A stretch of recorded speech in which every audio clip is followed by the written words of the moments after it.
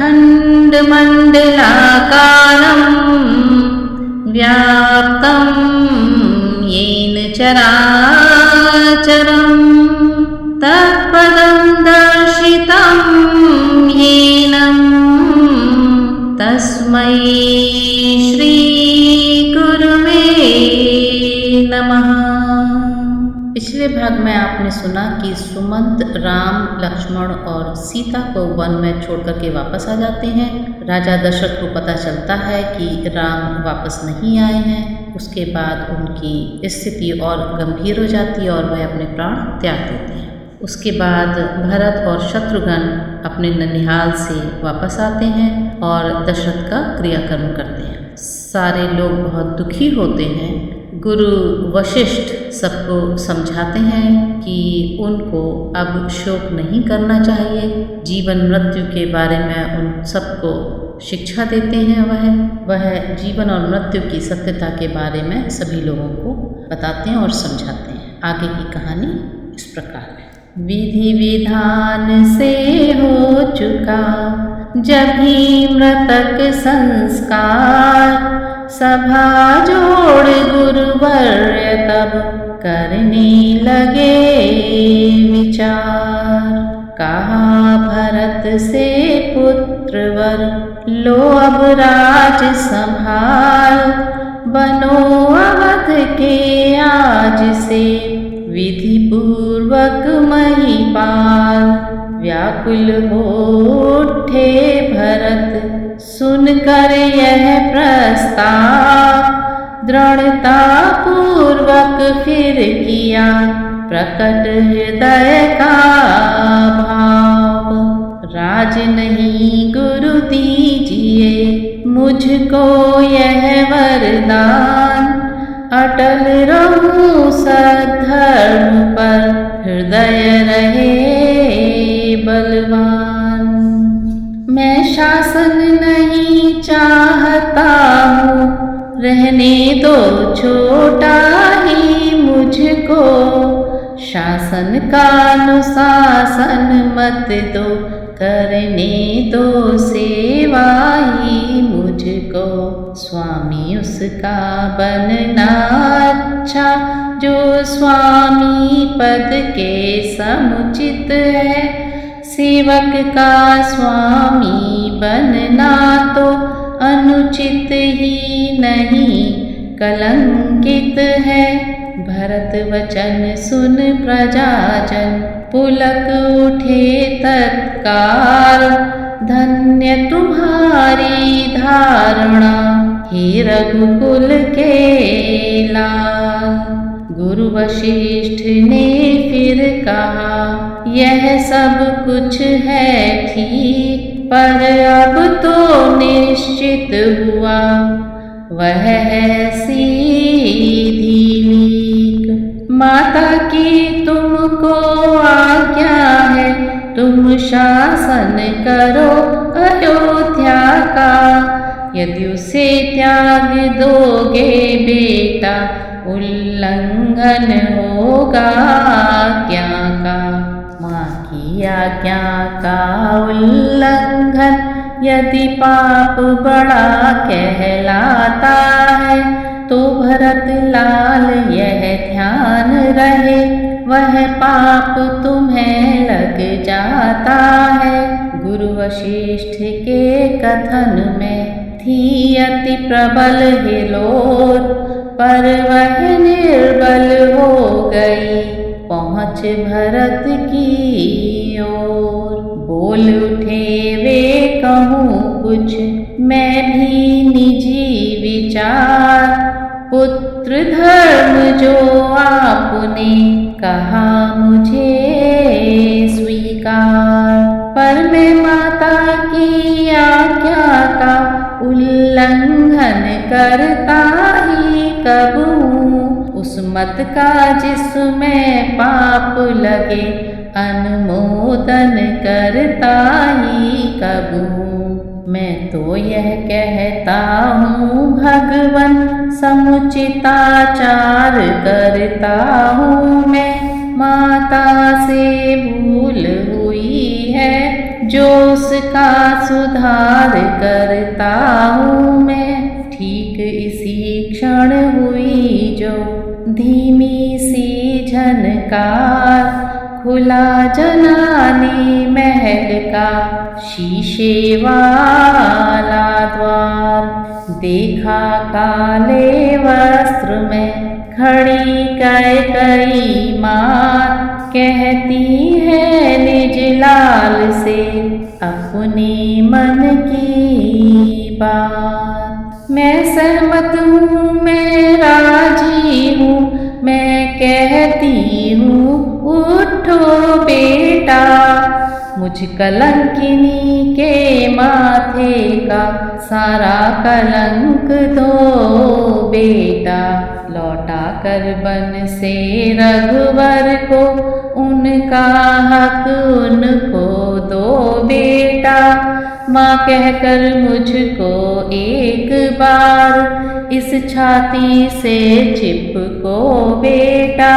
अंधकार में हो गया दिन की तरह प्रकाश, मानो बादल हट गया विमल हुआ आकाश। खींचा वाणी ने जभी पवित्रता का चित्र, प्रकृति पुकारी बदलता ऐसे मनुज चरित्र।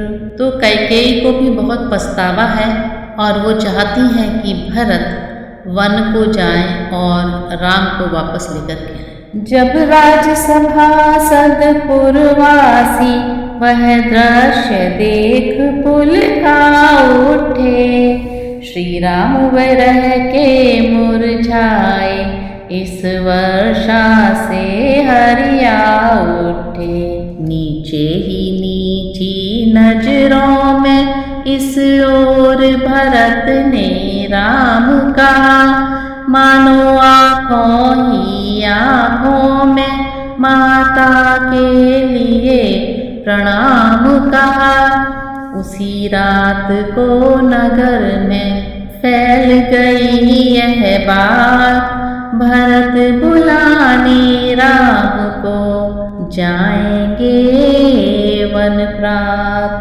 घर घर में सी बात को ले जीवन या मरण समस्या थी, कारण हो साथ भरत जी के यह प्रजा मात्र की इच्छा थी। जब हुई अवस्था ऐसी तो संदेश भरत का पहुँचाए, जो चलना चाहे साथ चले सब लोगों को है आज्ञा। ऐसी उदार आज्ञा सुनकर जनता को हर्ष अपार हुआ। उस महातीर्थ की यात्रा को यात्री मंडल तैयार हुआ।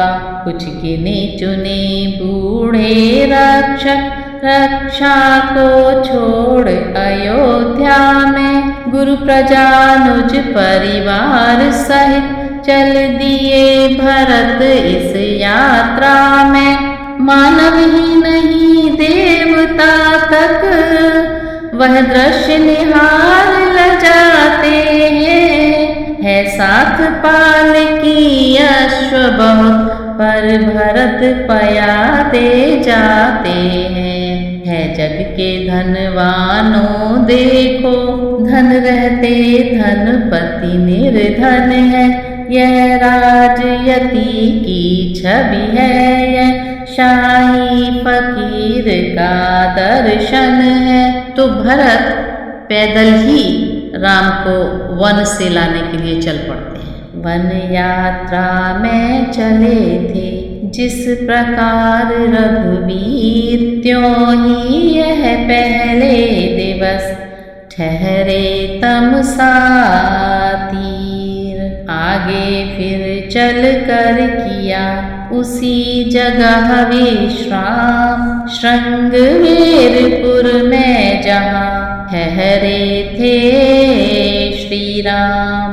गुह निषाद ने उधर धर जब सुने भरत के ठाट, कुमति जान रण के लिए रोकी इनकी बाट। पर जब उसने भरत का हृदय लिया पहचान, क्षमा मांग साथी बना छोड़ युद्ध का ध्यान। तो निषाद को जब पता चला कि भरत इतने सारे लोगों के साथ यहाँ पर आए हुए हैं, तो उसको लगा कि वह राम के साथ बुरी भावना रखते हैं, इसलिए वह जा रहे हैं। तो निषाद ने अपनी सेना ला करके युद्ध करने के लिए वहाँ पहुँचे। फिर जब उनको पता चला कि नहीं, भरत अपनी सद्भावना के साथ राम को वन से वापस अयोध्या लाने के लिए जा रहे हैं, फिर वह उनके साथ में आ गया और उनसे उसने क्षमा मांगी। जिस पेड़ तले प्रभु सोए थे, वह भरत लाल ने देखा जब, पत्तों की ओर कुशाओं की शैया का दृश्य विलोका जब। सीता की साड़ी के तारे पृथ्वी पर देखे भाले जब, वे कनक बिंदु जो पीले थे रज में से ढूंढ निकाले जब। तब दशा हुई जैसी मन की, वह नहीं कथन में आती है चिन्ह सांत्वना के फिर भी व्याकुलता बढ़ती जाती है। ओ बन की भूमि धन्य तुझको, तू प्रभु की आश्रय दाता है। हे छाया उनकी छाया से, तेरा निशि भर का नाता है। पत्तो कर्तव्य वीर तुम हो, जो रहे नाथ की सेवा में। संकेत हुआ तो वृक्ष छोड़, बिछ गए भूमि पर सेवा में। आराम दिया उन अंगों को, जो बात में दुख से दुख गए। फिर जब ही वियोग हुआ उनका, 2 दिन न जिए तुम सूख गए। भरत बहुत ही भाव विभोर और बहुत भावुक हो जाते हैं जब वह देखते हैं कि वहाँ पर राम ने विश्राम किया था, उनकी शैया है और वहाँ पर सीता जी की साड़ी के पीले रंग के सितारे जमीन पर बिखरे हुए हैं। तो वह उनको उठा लेते हैं अपने हाथ में और बहुत ही वो व्याकुल हो रहे हैं कि देखो, ये वन के जो वृक्ष हैं, इन्होंने उनको अपना आश्रय दिया और जब राम चले गए तो ये भी बेचारे सूख गए हैं। वन और वनों के वासी गण, तुम ही सराहने योग्य सदा। पर भरत अभागा भरत अभागी, अवध त्यागने योग्य सदा। थे विचार यह हृदय में, नयनों में था नीर। देख विकलता भरत की, बोले गुरु गंभीर। बेटा खिलाओ मत इतने, साथी अन्यथा दुखी होंगे। वह समय निकट है राघव को, पाकर यह नैन सुखी होंगे। सुख दुख जगत में जीवों को, खुश करते और रुलाते हैं। आकाश पे बादल आते हैं, आकर विलीन हो जाते हैं। गुरु इस भांति अधीर को धीर बधाते जाए। महारात्रि में ज्ञान का दीप दिखाते जाए।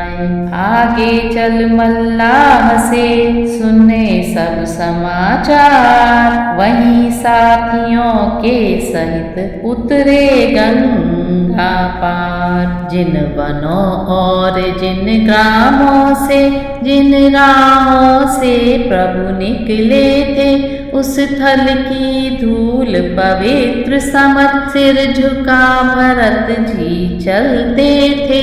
रास्ते के नर नारी कहते, जो राजी होकर त्यागी हैं, ऐसे राजर्षि निहार आज निश्चय ही हम बड़भागी हैं। दुखदाई माँ के घर बेटा सुखदाई हो तो ऐसा हो भाई, यह सच्चा भाई है। यदि भाई हो तो ऐसा हो, भाई का धर्म बताने को है साक्षात अवतार भरत। सिखलाते भाई भाई का, भाई भाई का प्यार। भरत पहुँचा दल यात्रियों का तीर्थराज जब प्रात। भरद्वाज जी से हुआ आगे का पथ ज्ञात। इस भांति शीघ्र चलते चलते पहुँचे जब वाल्मीकि जी के, तब सुना उदय हो रहे भाग्य उस चित्रकूट की धरती के। अब भरत बाउलों के समान बोले क्या चित्रकूट में है। वे जीवन दाता जय दाता सुखदाता चित्रकूट में है किधर कहाँ वह चित्रकूट, जिस जगह जानकी जीवन है। हे निर्बल प्राणों के प्राणी, सत्वर जल जहाँ प्राण धन है। दाता जिस कुटिया में रहता, भिक्षुक का है भंडार वहीं है। स्वर्ग वहीं बैकुंठ वहीं, कैलाश वहीं हरिद्वार वहीं। उधर लखन सीता सहित रविकुल कैरव चंद्र, चित्रकूटी की कुटी में बैठे थे सानंद। प्रेममयी ने प्रेम पर प्रश्न किया था आज, उत्तर में कह रहे थे श्री रघुवीर रघुराज। प्रियतमे प्रेम है बड़ी चीज, जग का इस पर ही जीवन है। लाता है प्राणी साथ इसे, यह उसका जन्म सिद्ध धन है।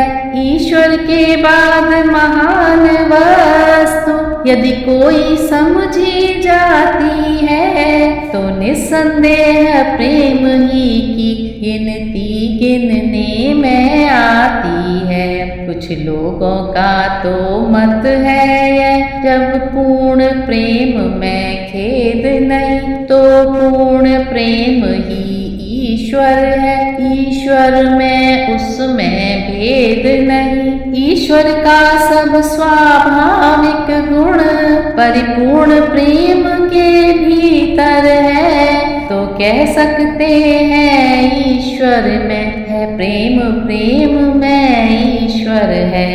निज स्वरूप है प्रेम का निर्मल आत्मिक प्रेम, दूर नहीं है यहाँ से वह परमात्मिक प्रेम। इस पद से जब गिर जाता है, तो प्रेम पतित हो जाता है। इंद्रिय भोगों से दूषित हो शारीरिक प्रेम कहता है। लेकिन है प्रेम पवित्र वस्तु, उसका यह गिरना खलता है।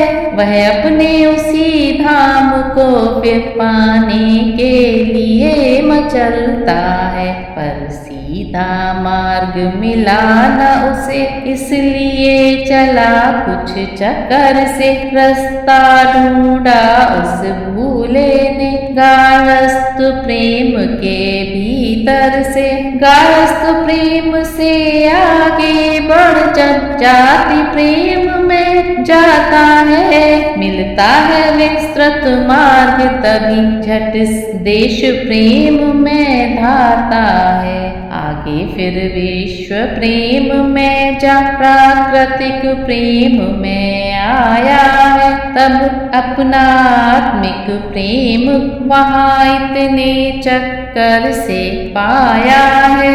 प्राकृतिक प्रेम में आने पर मति गति अनन्य हो जाती है।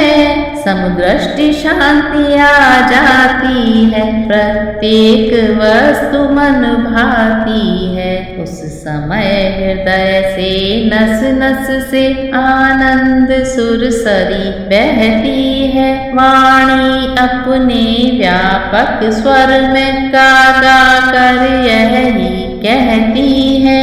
इस प्रकार चल रहा था जब यह प्रेम प्रसंग, तभी वहाँ पर हो गया अकस्मात रसभंग। कुछ भी लौने दी खबर, सुनिए अवध किशोर, भरत लाल दल बल सहित आते हैं इस ओर। देखिए उधर नभ मंडल में ऊपर को धूल चढ़ रही है।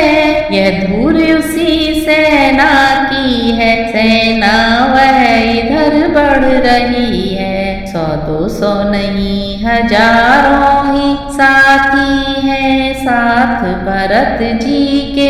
अच्छे न दिखते हैं विचार कौशल के नाथ भरत जी के। राम जानकी मौन थे सुन कर यह संवाद, किंतु लखन के उस समय उठा क्रोध उन्माद। वाण धनुष पर चढ़ गया, लगी न क्षण की देर। सोते सोते जिस तरह जग जाता है शेर। रघुवर के चरणों को छूकर वह क्षत्रिय वर हुंकार उठा, मानो सचमुच शेषावतार पृथ्वी में से फुंकार उठा।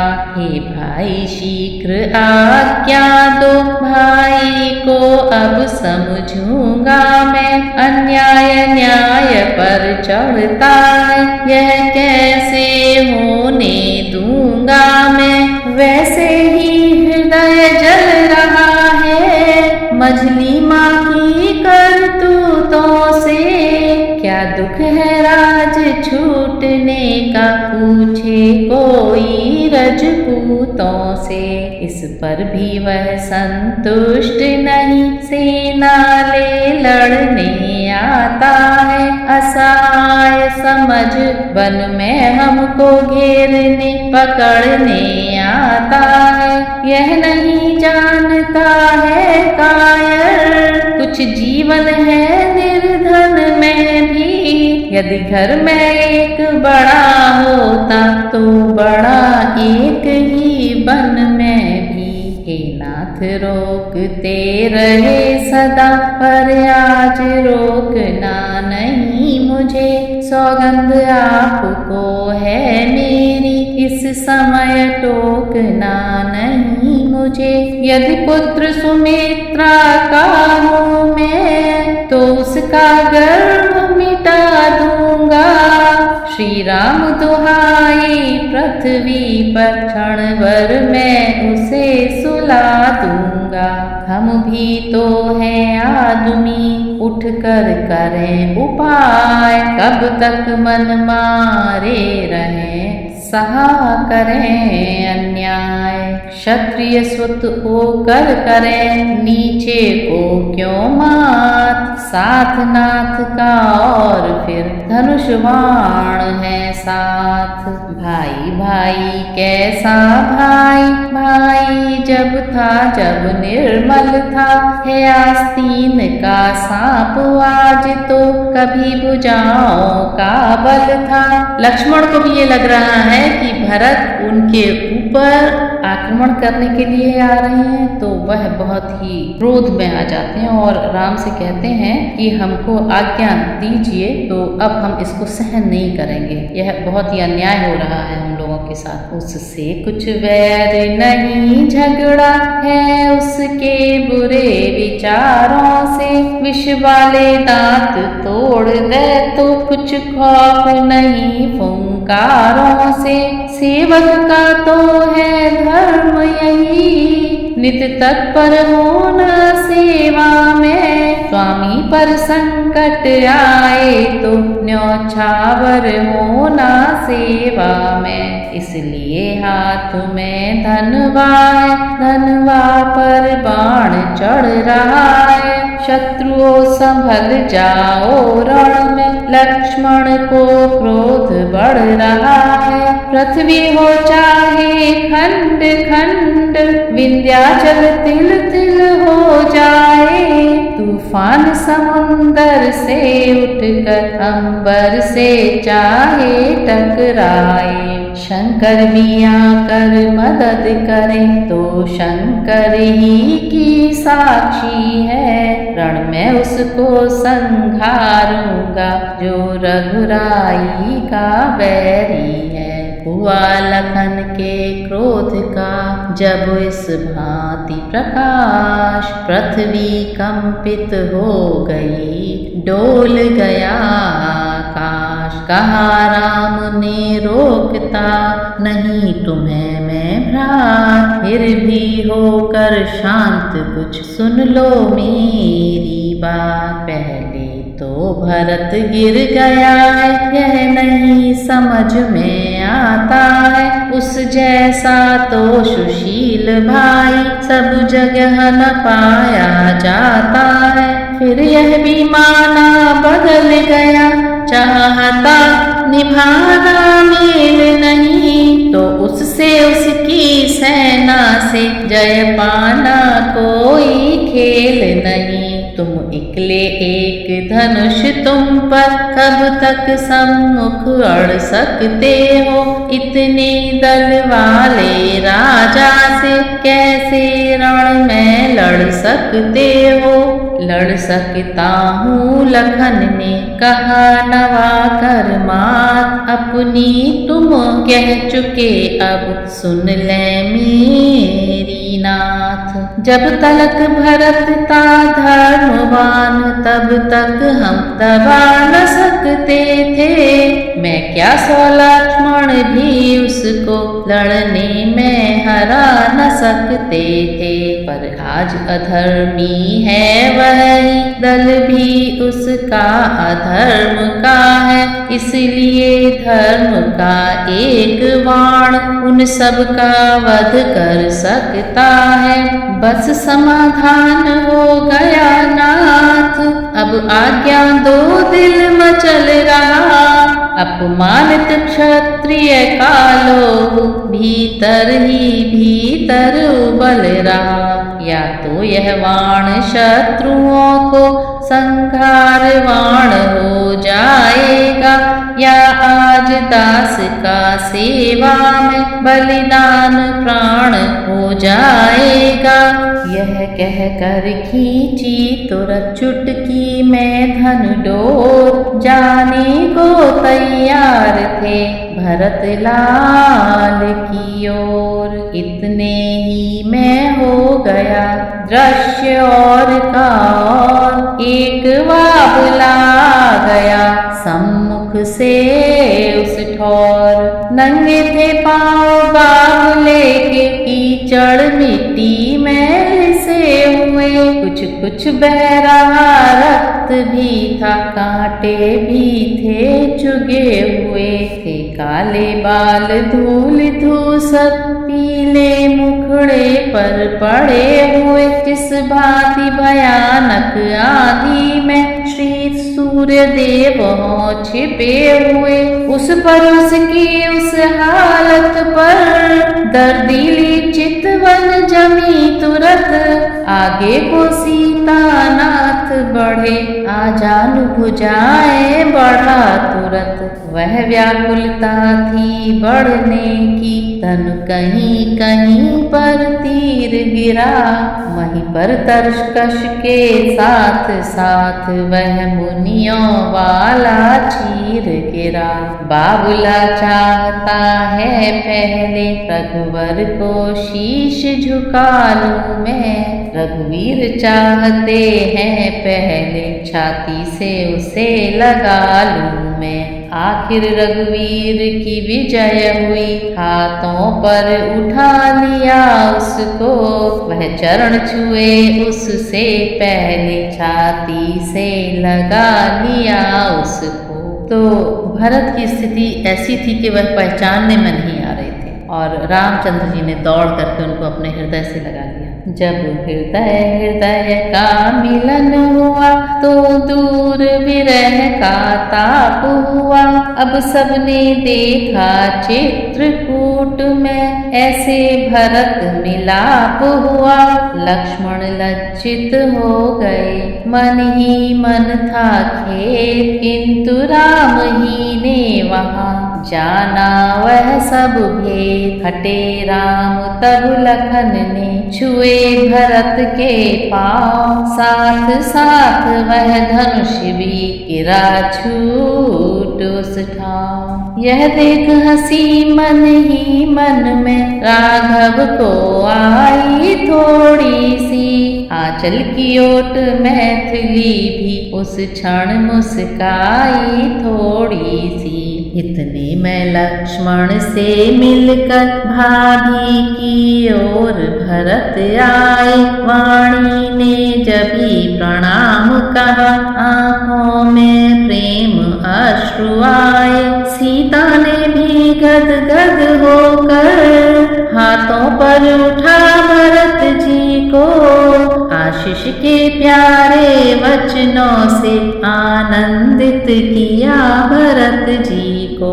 इतने में शत्रुघ्न भी आ पहुँचे सहलात, संग में इनके था वही प्रेमी भक्त निषाद। उससे मिलकर जब सुना और लोग हैं साथ, तब आगे बढ़ राम ने गुरु को नाया मात। तो गुरु वशिष्ठ भी साथ में आए थे और रामचंद्र जी उनको प्रणाम करते हैं। फिर प्रथम मिले कैकेयी से, उस माँ ने आशीर्वाद दिया, कुछ सकुचा कर सच्चे मन से ममता का महाप्रसाद दिया। तब मात सुमित्रा कौशल्या दोनों को सादर सिर नाकर, सब लोगों से भेंटे रघुवर, सब ही को अपना अपना कर। तो सारे लोग अयोध्या से राम को लेने के लिए आए थे और रामचंद्र जी माता से मिलते हैं, उनको प्रणाम करते हैं। सीता सासों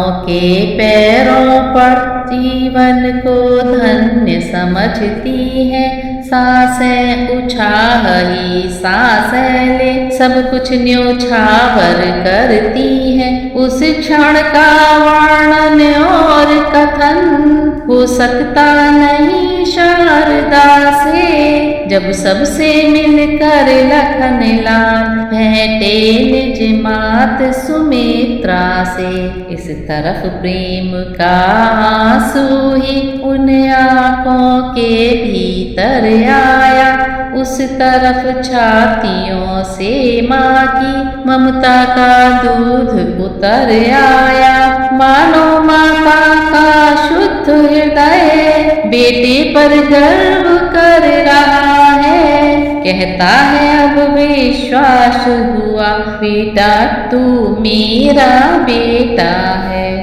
वही पुत्रवती युवती जिसकी संतान लखन सी है, अन्यथा कुपुत्रवती जननी वंध्या रहनी ही अच्छी है।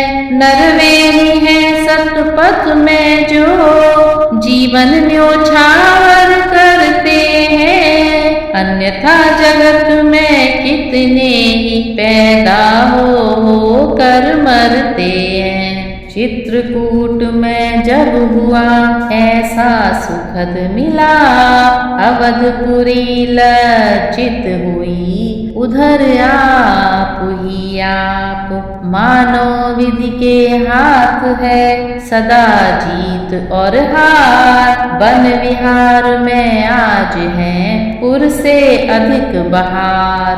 भूपति का सुरपुर गमन सुनकर सीतानाथ शोक मनाते ही रहे उस दिन सबके साथ। व्रत निर्जल कर पिंड दे दिया पिता को नीर। श्राद्ध किया श्रद्धा सहित मंदाकिनी के तीर। अगले दिन वन में जुड़ा एक बड़ा दरबार थी, जिस पर उस अवध की राजसभा बलिहार। इस ओर वशिष्ठ सहित ब्राह्मण ऋषियों का दर्शनीय दल है। उस ओर भरत जी के समीप प्रेमिनी प्रजा का मंडल है। पीछे माताएं ऊंचे पर नीचे है दास और दासी है। मध्य जानकी राम लखन सम्मुख हैं जिनके वनवासी। अंबर पर सूखे मेघों ने मौसम कर दिया निराला है। मानो लज्जित है इंद्र सभा उसने यह पर्दा डाला है। इंद्रासन क्या कमलासन भी यह दृश्य देख कर लाजा है। सिंहासन छोड़ कुशासन पर त्रिभुवन का राजा राजा है। मानो वह बहुरूपों वाला जो व्यापक सर्व देश में है। जीव और प्रकृति के साथ साथ स्वाभाविक आज वेश में है। भरत लाल कहने उठे मन के जभी विचार। उसी समय लाए वहाँ दूत कुछ समाचार। सुना जभी आ रहे हैं जनकपुरी के नाथ। स्वागत करने को उठे सभी एक ही साथ। मिथिला के नाथ जनक जी ने जब पांव धरा उस धरती पर, सब शीश झुका कर हाथ बढ़े शिष्टाचारों पर मिलनी पर दोनों आँखों ने उस क्षण सबसे पहले ढूंढा जिसको। वह क्या थी एक तपस्विनी थी, टकटकी बांध देखा जिसको। यह सच है घर से राजवधु राजसी वेश में निकली थी, पर चित्रकूट में आते ही साड़ी जोगिया पहन ली थी। बस उसी जानकी जोगिन को जिस समय जनक जी ने देखा, या आँखों की पुतली को जब आँखों की पुतली ने देखा। तब गड़ी हुई आँखों ही में हार्दिक आशीष दे पुत्री को। संबोधन करने लगा पिता ऐसे शब्दों से पुत्री को। तो जनक भी सबके साथ में आए हैं और उन्होंने सीता को जोगिन के रूप में देखा और उनकी आंखों में आंसू आ जाते हैं और वह उस अपनी पुत्री को आशीर्वाद देते हैं। पुत्री तूने कर दिए चारों वंश पवित्र, आज सुनहरा हो गया तेरा चित्र चरित्र। मग्न हुई वाणी इधर कह कर इतने बैन, उधर प्रेम के नीर में लगे तैरने नैन। तभी जनक को जानकी शीस नवा कर जोर, माता का आगमन सुन चली शीघ्र उस ओर। जननी जो मिली जानकी से, जानकी मिली जो जननी से, वह वर्णन हो सकता कब है शारदा से और लेखनी से। पुत्री को तपसिन बन में जब माँ की आंखें निहार उठी, दो वाणी भी और अंतर का तत्क्षण ही भाव पुकार उठी। है नहीं गेरुआ पट तेरा, सौभाग्य सिंदूर माथ में है सूर्य वंश में सूर्य राम, तो तू लालिमा साथ में है। बड़भागिन बेटी तुझसे, बड़भागिन तेरी माता है। उत्तम संतान एक हो तो सारा कुल धन्य कहाता है। उधर जनक को जिस समय प्रभु ने किया प्रणाम, बोल उठे राजर्षि वे, धन्य तुम्हें सुख धाम। तुमने इस जग में लीलाधर लीला यह नहीं रचाई है, जग के संपूर्ण मानवों को मानवता खूब सिखाई है। तुम अब सच्चे हो महाराज, तुम सब सच्चे राजेश्वर हो। इस वन में तुम खिल गए राम, पुरुषोत्तम हो परमेश्वर हो। तुम पर इस रूप तुम्हारे पर सचमुच विदेहासक्त हुआ। अब तक था नातेदार जनक, अब जनक तुम्हारा भक्त हुआ। यह जनक तुम्हारा जन है तो तुम आज जनार्दन हो इसके। भगवान आगे बढ़ हृदय लगो, तुम तो जीवन धन हो इसके। यह कहकर रघुवीर से लिपटे बढ़ा स्नेह, प्रभु से मिलकर आज फिर हुए विदेह विदेह। इस प्रकार जब हो गया सम्मेलन का काज, संगम मिथिलावत का चित्रकूट में आज। शांत चित्त से सिर झुका कर नीचे को नैन, राजयति वनयति से बोला ऐसे बैन। हे रघुनंदन रघुकुल भूषण, रघुपति रघुनायक रघुराई। छोटे भारत शरणागत को कहिए यह बाह बड़े भाई। माता से जो अन्याय हुआ उसका है पश्चाताप उन्हें, खाए जाता है दिन पर दिन यह पाप और संताप उन्हें। फल मिला पाप का आप उन्हें, देखिए न अंग हुआ काला। उस पाप कालिमा के कारण मुखड़े का रंग हुआ काला। अब उनके जन्म सुधारने का साधन यदि कुछ हो सकता है तो यही कि श्री करुणा निधि का करुणा जल मल धो सकता है। जो ज्येष्ठ अवध के राजा हैं वे चले अवध का राज करें। शत्रुघ्न सहित हम दो भाई वन में रहने का काज करें। पर यह अनर्थ पर है अनर्थ, बेमौत अयोध्या मरती है। करनी है राजा रानी की फल उसका प्रजा भोगती है।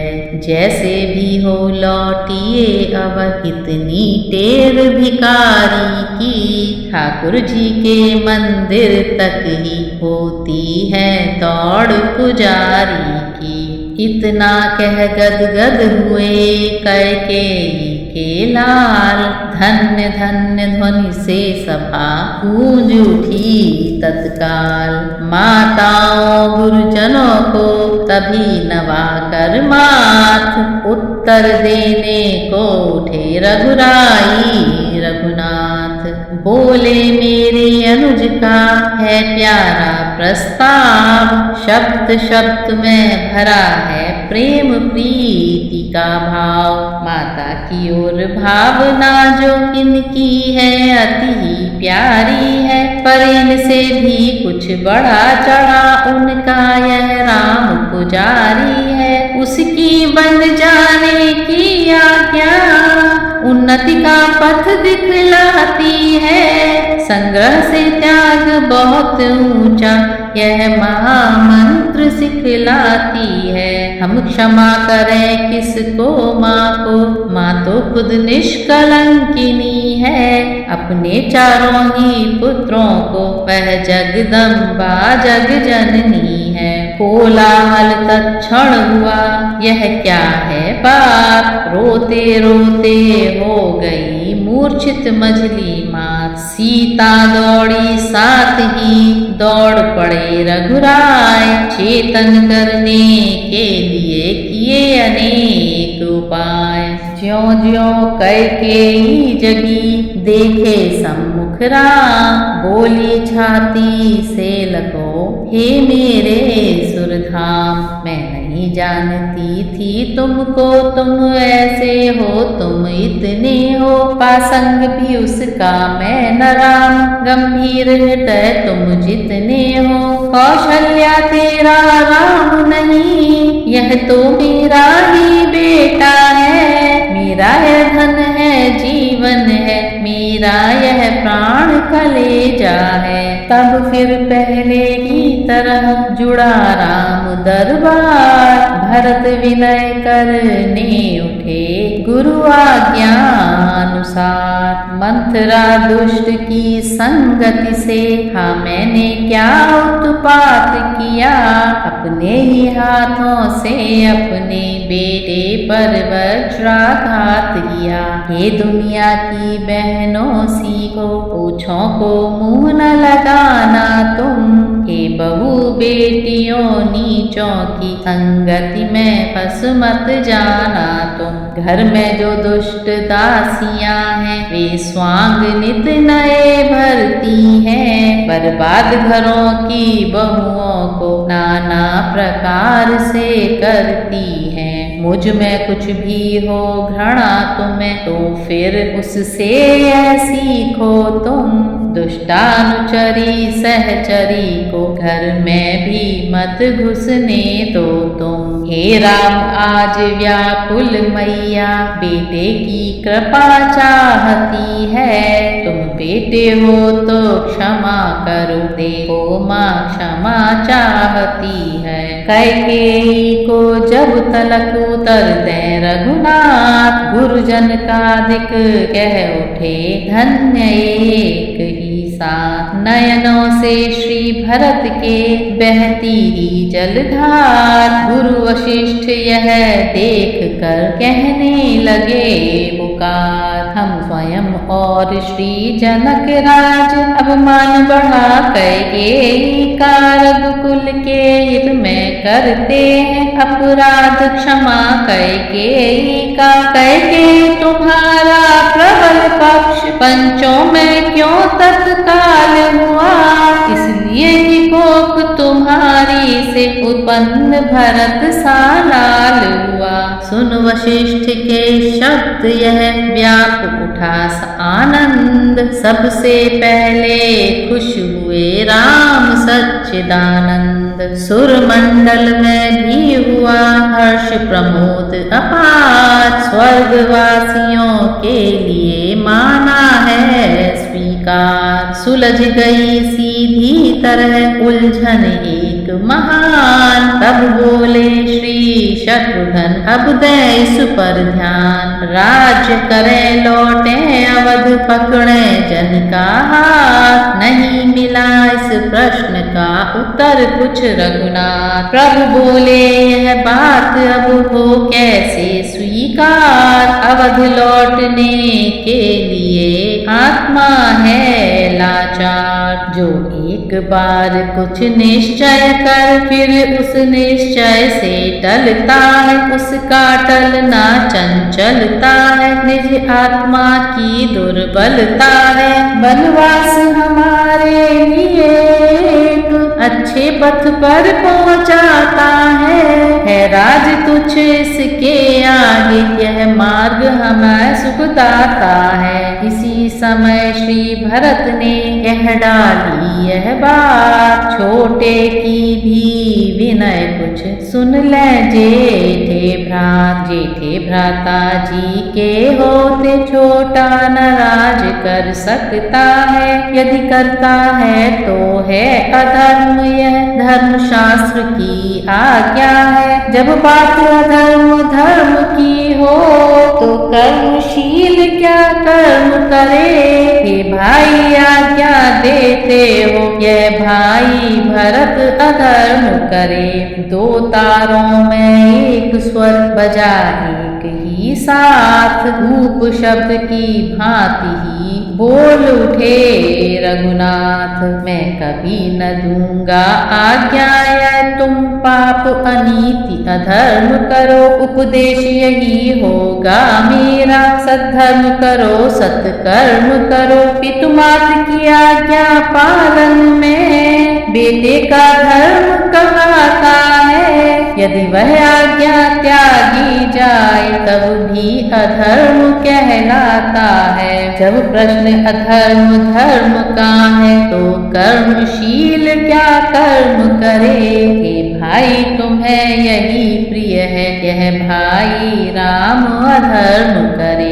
उलझन आई धर्म की अब समझाए कौन, सभी सभासद प्रजागण रहे इस तरह मौन। सुरगण की इच्छा न थी जाए अयोध्या राम, शारदा से कहने लगे करो भरत मतिवाम। वह बोली यह काम तो है मुश्किल अत्यंत, कहाँ विचारी शारदा कहाँ भरत से संत। सुरपुर की कोई भी माया जा उनके निकट नहीं सकती है। टेकुन की गंगा धारा जो पीछे पलट नहीं सकती। भिड़ जाए त्याग से त्यागी के, यह काम न इंद्र जाल का है। चतुरानंद चक्राए जहाँ, यह पद श्री भरत लाल का है। तो देवी देवताओं को थोड़ी सी चिंता होने लग गई कि कहीं रामचंद्र जी को भरत समझा ना दे इस प्रकार से। तो और देवी देवता नहीं चाहते हैं कि राम वापस अयोध्या में जाएं।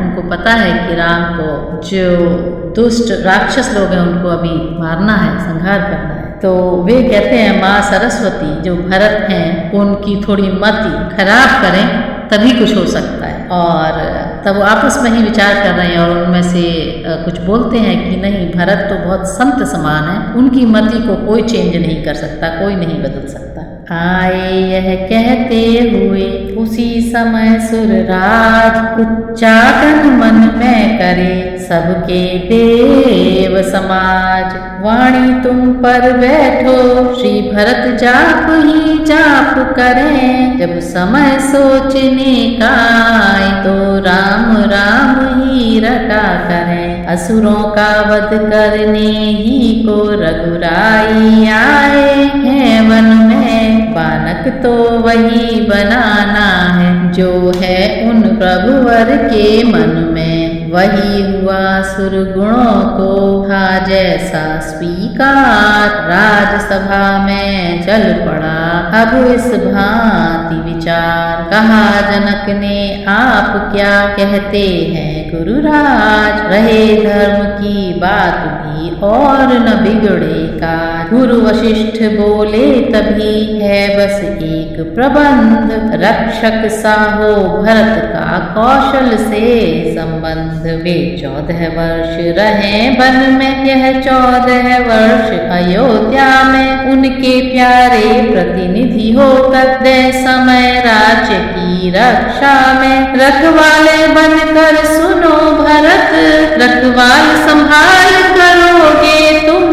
रघुराई जब वन से लौटे तो राज्य उन्हें दे दोगे तुम। कहा शत्रुघ्न लाल ने तभी जोड़ कर हाथ। सिंहासन सूना रहे तब तक कैसे नाथ। गुरु बोले इस बात का है यह सुगम उपाय। पथराने को पादुका दे अपनी रघुराय। रघुवर ने जभी पादुका दी स्वीकार। भरत ने ही सर पर कुछ बल आया कुछ बोझ पड़ा। कुछ सेवाएं बैठी सिर पर। मानसिक जाप के जापक ने सिर झुका आज्ञा सिर पर ली। यह भाव और भी ऊंचा था, झुक कर वह सेवा सिर पर ली। सब सभा धन्य उचार उठी, भाग गया विचार सभी को यह, तुरपुर से सुमन बरसते हैं, मानो स्वीकार सभी को यह। जय सहित सभा जब भंग हुई, तो कौशलवासी हर्षित थे, श्री राम भरत की जोड़ी को सब निरख निरख आनंदित थे। लाए थे अभिषेक को भरत तीर्थ जल साथ, भरत कूप निर्मित किया उससे अपने हाथ, चित्रकूट के तीर्थ कर पाकर प्रभु आदेश, विदा हुए सबके सहित पहुँचे अवध प्रदेश। शुभ दिन शुभ नक्षत्र में उत्सव रचा महान, सिंहासन पर पादुका पधराई सविधान। जनक विदा लेकर गए जनकपुरी सोत्साह, बार बार श्री भरत का चरित सराह सराह। यह सब होने पर हुए भरत उदास महान, होनी पुत्री को इन्हें आया पिछला ध्यान। तो सारे लोग अयोध्या वापस आ जाते हैं और भरत जी रामचंद्र जी की जो पादुकाएं अपने साथ लेकर के आए थे उनका राज्याभिषेक होता है बड़े धूमधाम से, और राजा जनक वापस जनकपुरी चले जाते हैं। सोचा मैंने क्या कर डाला, क्यों नहीं साथ लाया उनको, वे तो जीवन धन थे फिर क्यों वन बीच छोड़ आया उनको। भरत जी अभी भी काफी परेशान, उनको पछतावा हो रहा है कि उनको जबरदस्ती अपने साथ ले आते तो ठीक रहता। क्यों आया उनके बचनों में, क्यों माना उनकी बातों को, बिन रामचंद्र किस प्रकार काटूंगा दुख की रातों को। पागल फिर चल उस सेवा में, फिर चरण पकड़ रघुनंदन के, बरियाई ले आ उन्हें यहाँ दिन तभी फिरेंगे जीवन के। मनुआ फिर चित्रकूट को चल पह, तेरा ठाकुर द्वारा है कोटि तीर्थ बस उसी जगह, जिस जगह प्राण का प्यारा है। भरत जी बहुत ही परेशान है, तो वशिष्ठ उनको, जो गुरु वशिष्ठ हैं, वो उनको उपदेश देते हैं। देख दशा यह भरत की हुए वशिष्ठ उदास, तरह तरह उपदेश दे दूर किया कुछ त्रास। फिर भी यह निश्चित हुआ भरत न इसके योग, उनसे हो सकता नहीं राजकाज सहयोग। वे कहते हैं यदि बड़ा भ्रात वन में रह रहा, उदासी सा तो छोटा घर में रह कर भी बन सकता है बनवासी सा। मेरा स्वामी आसन अपना भूतल पर वहाँ लगाएगा, तो दास भूमि के भी नीचे रहने की जगह बनाएगा। जिस जगह तपेगा तप में मन, उस समय राम सम्मुख होगा। तब सुख होगा इस जीवन में, जब उनसे ज्यादा दुख होगा। मन के मंदिर में आत्मदेव प्रस्तुत है पिछली पूजा को, माँ पृथ्वी खोल गोद अपनी आता है भरत तपस्या को।